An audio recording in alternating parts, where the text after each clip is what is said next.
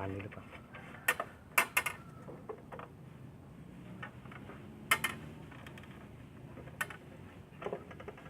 น่าจะประมาณนี้นะครับ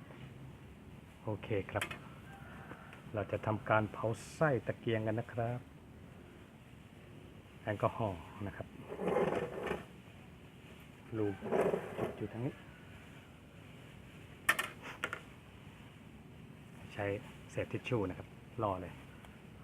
โอเคเตรียมพร้อมนะครับเอาพวก อุปกรณ์ที่จะติดไฟหลบกันอันตรายครับอันตรายหลบกันนะครับเคลียร์พื้นที่ครับโอ้โทษนะครับเดี๋ยวผมเคลียร์พื้นที่สักครู่ขยับหลบกันนะครับโอเคพร้อมที่จะทำการเผาไส้ตะเกียงแล้วเช็คแอลกอฮอล์ผมเติมเข้าไปแล้วนะครับทำการเผาเลย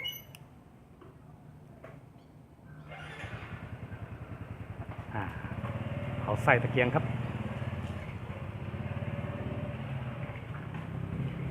นี้ต้องรอให้มันไหม้เรียกให้ไส้มันสุกนะครับให้กลายเป็นสีขาวเลยไส้ตรงนี้ดำนะต้องให้ไส้มันสุกแล้วก็เปิดไฟได้เลย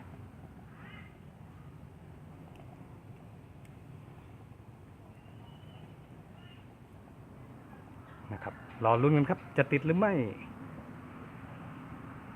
ต้องให้ไส้มันสุกขาวเลยครับผมต้องเพิ่มแอลกอฮอล์หรือเปล่า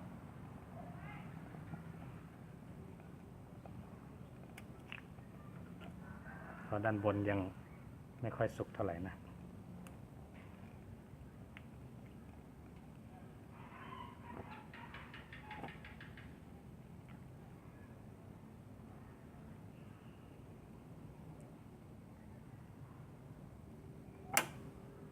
โอ้มันกระจกจะแตกนะโดนความร้อนนะโอ้โหลุก อันตรายครับอันตราย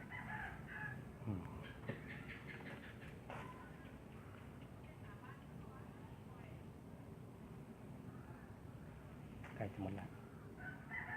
โอเคเปิดเลยครับติดแล้วครับผมโอ้เจ้าสว่างครับสว่างใช้งานได้ครับผมโอเคสำเร็จครับแต่ไส้ไม่ค่อยสวยเท่าไหร่ครับมันไม่พองเหมือนที่พี่คนนั้นที่เขาทำอีกคลิปหนึ่งนะครับเพราะว่าอันนี้ผมก็เพิ่งทำให้แบบสมบูรณ์ครั้งแรกนะครับโอ้สวยงามครับคลาสสิกโอ้ใช้ได้เยี่ยมครับตะเกียงเจ้าพายุนึกว่าจะใช้งานไม่ได้ครับผมใช้งานได้นะครับกะหรี่นะโอเคก็คอยดูตัวแรงดันของมันครับว่าให้ได้อยู่ในเกณฑ์ไม่งั้นก็อาจจะแรงดันนั้นได้ค่อยๆวอร์มเครื่องไปครับตัวนี้ข้างในหัวฉีดมันจะพ่นเป็นละอองฝอยๆนะครับจะมีควันนะครับยกหิ้วดูครับตะเกียงเจ้าพายุนะครับสวยงามนะครับเร่งไฟครับความสว่างนะครับสว่างมากครับสว่างครับโอ้โหนี่ครับแจ๋วเลยสว่างมากเลยสปอตไลท์ดีๆนี่เองฮะว้าวอลังการมากเลยเร่งได้อีกนะครับแต่ว่าผมในการเร่งเดี๋ยวหลีลงกันฮะแสงมันจ้าดีฮะวอร์มก่อน ไม่ได้ใช้นานเดี๋ยวกว่าต้องเหมือนเพิ่งทำการเรียกอะไรโอเวอร์ฮอนนะก็ถือว่าประสบความสำเร็จครับโอเคก็ขอขอบคุณที่รับชมนะครับโอ้ต้องใส่ฝาครอบ